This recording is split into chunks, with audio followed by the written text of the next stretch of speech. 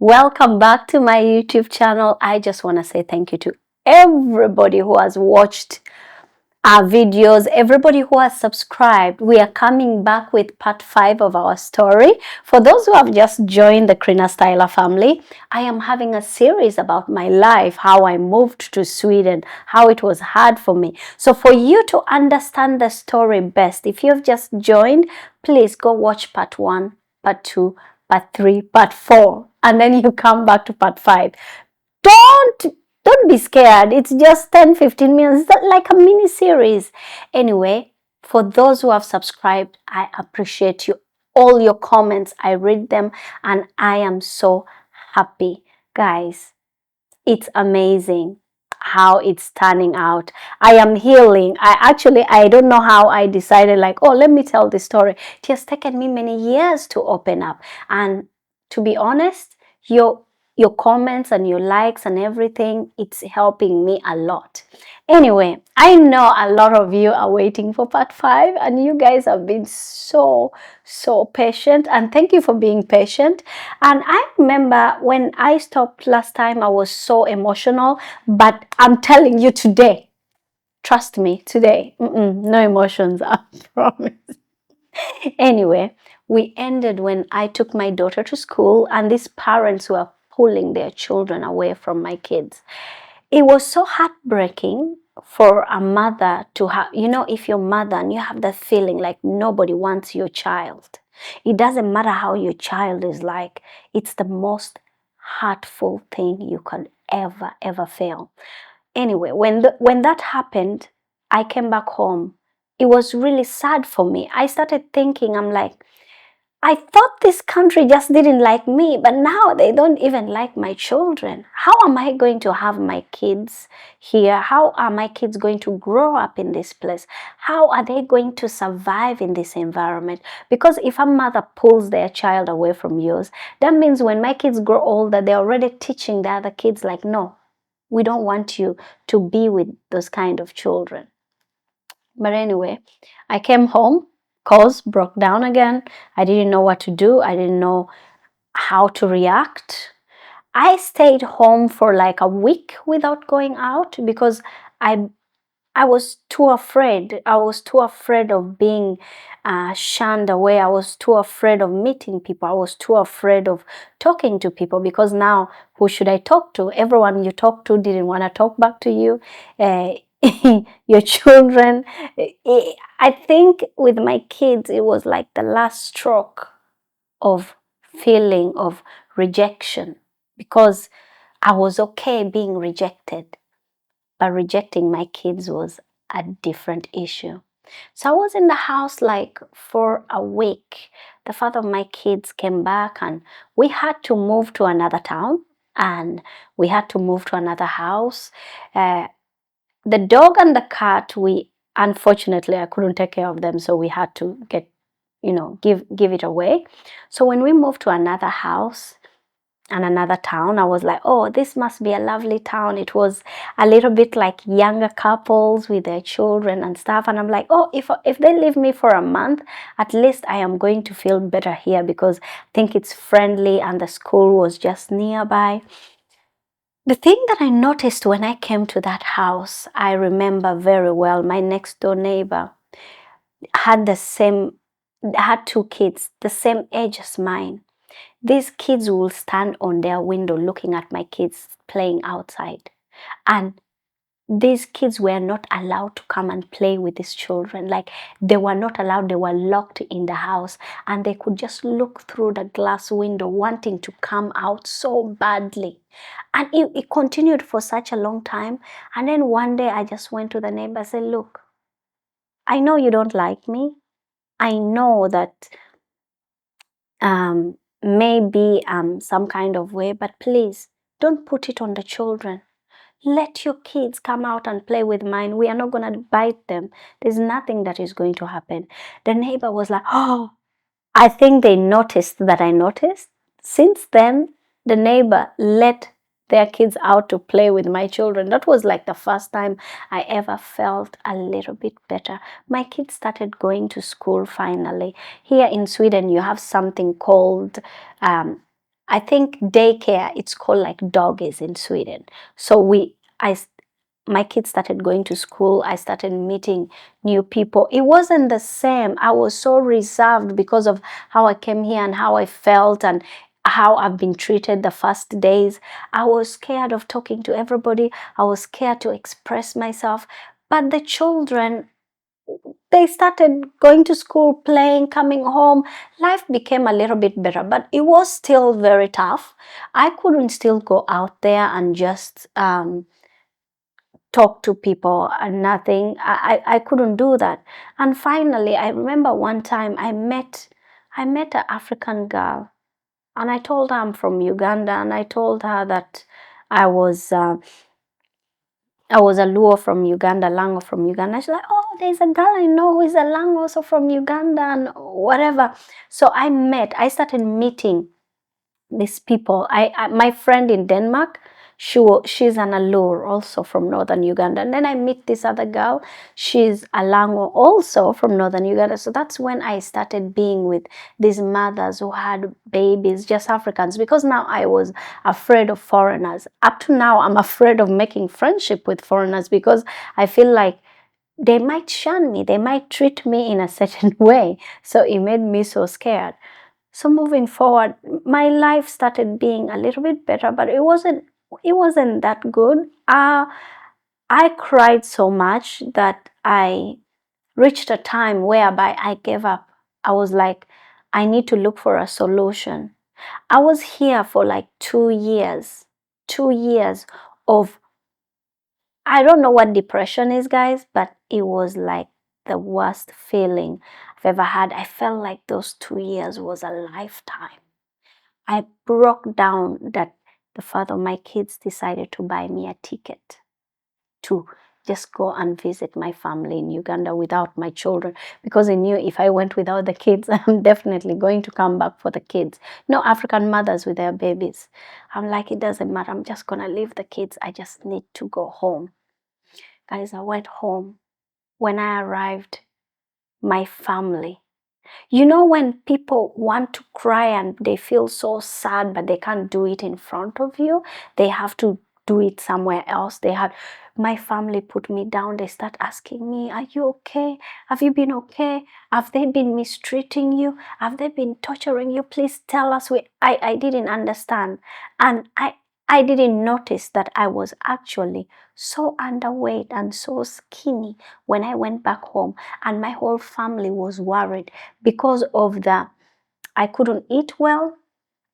My skin was all destroyed, and because of no good moisturizer, the weather, I didn't know how to take care of my skin. Guys, the skin, if you grew up in Africa, you don't need to take care of your skin at all. The nature takes care of your skin. You wake up in the morning, you take a shower, you put Vaseline, you're good to go. I didn't know that in this country, you need to take care of your skin. And then the other thing, I was so dehydrated that made my skin too dry, because now in Uganda, normally I don't say I want to drink water. My body asks for water. So I was never used to like, oh, I forgot to drink water today. Let me drink water. I think in a week, maybe I will drink 1 glass of water and don't even think about it. So combination of not drinking water and not being hydrated and all the things going around. I looked, oh guys, I looked bad. My family thought I was sick. They thought that there was something really wrong with me. They got so worried. I told them, no, I am okay. And after a few days, I realized that they were worried about me, that I was being mistreated. I told them, no, I just told them the reality. I said, listen, it's so hard over there. The food I eat I can't eat good food because there's, like I could only eat like chicken or soup or things like that. And I told them like, yeah, also the weather is bad. And my family was trying not to let me come back. But then we thought about the kids. They're like, no, you can go back for the kids. And please stay in contact. We need to know how you're doing. When I was coming back, my family was heartbroken. They called me every day that we are praying for you. We are praying that you become okay. Like you have to learn how to eat the food. You have to feed yourself. You have to take care of your skin. If he's not mistreating you and it's the weather and it's all this, please try to take care of your skin. I came back. The next 2 years, I suffered still with the feeling of,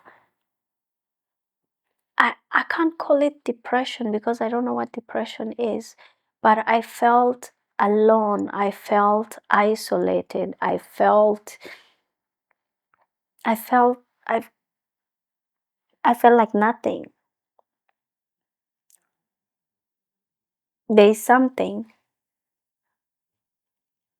I would like to say, like, normally when you come here and you see an African woman who has forgotten herself, they are dressed anyhow, they have not taken care of their skin or care of their body, it's not because they have forgotten themselves, it's because they don't know what to do. They don't know how the place works. They don't know which cream to buy. They don't know, like, oh, every day I need to drink water. They don't know, coupling with all this stress of cultural shock. It makes you forget who you are, forget how to take care of yourself. You're struggling with the weather, with the people, with the food. It's a lot. And for the next 4 years, I looked like a homeless person, to be honest.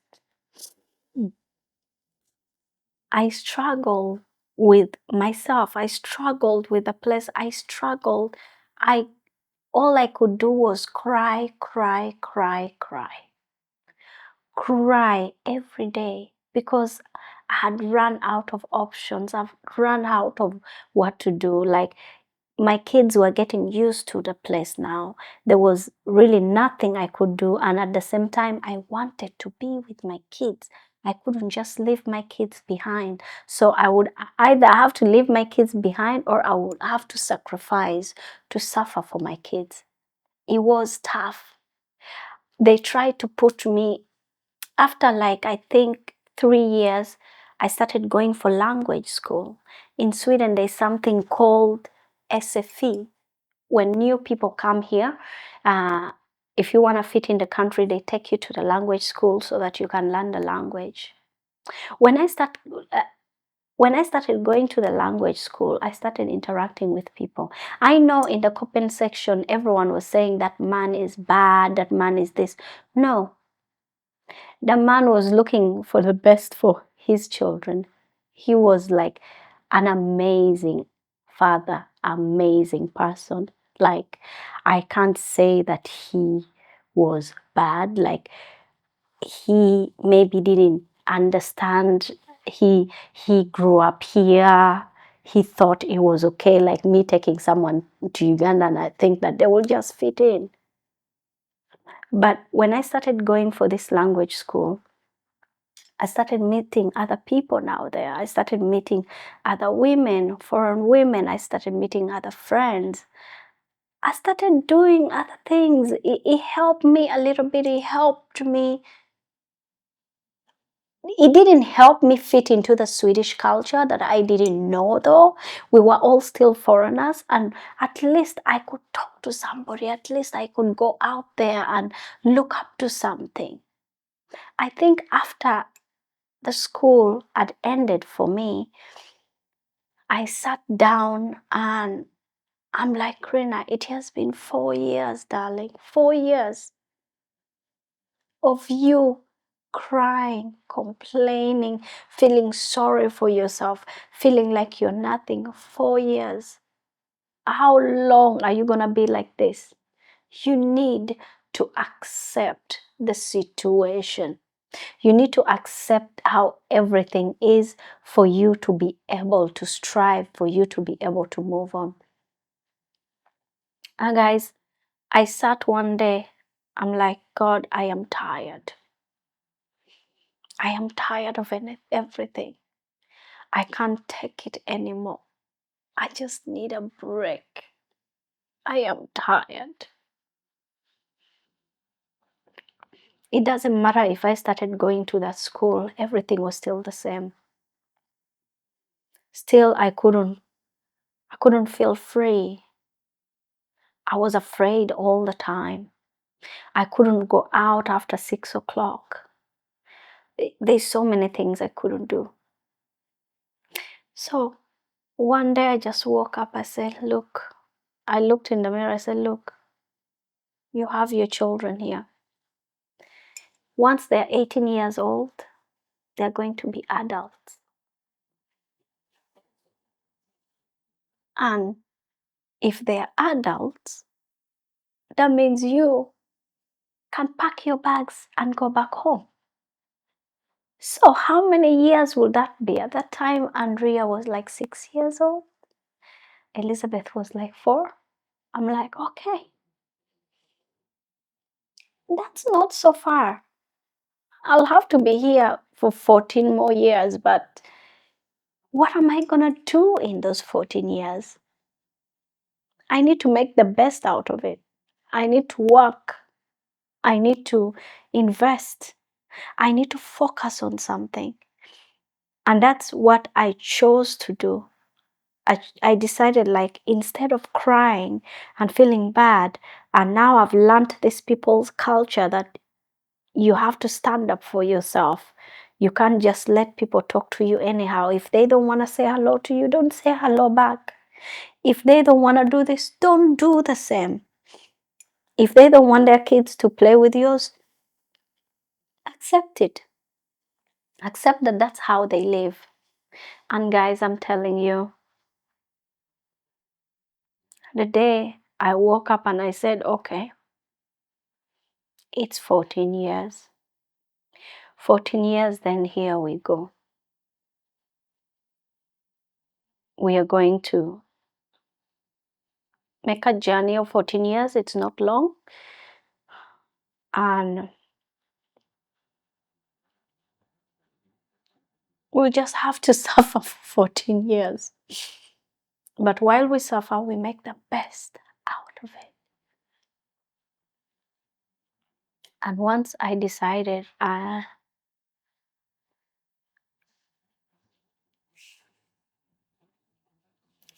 started looking at things in a positive way.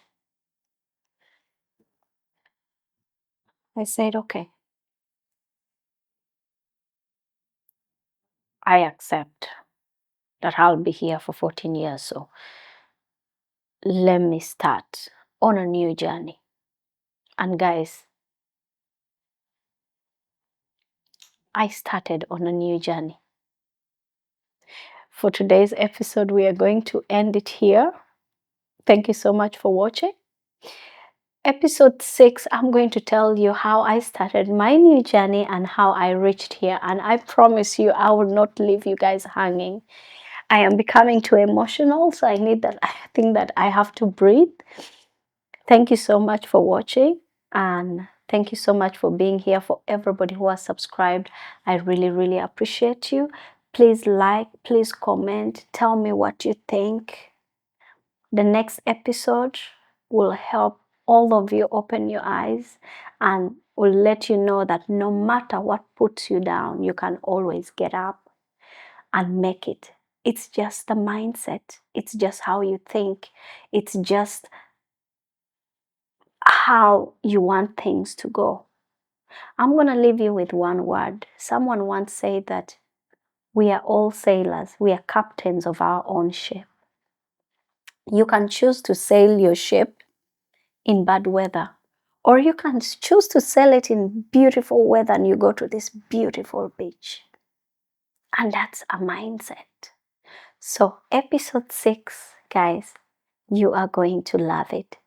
Thank you so much for watching. And again, I apologize. I'll promise that episode 6 will come up as soon as possible. Stay tuned and welcome again to the Krina Styla family. Don't forget to subscribe, like, and comment your opinion. I'm not going to judge. Until next time. Bye.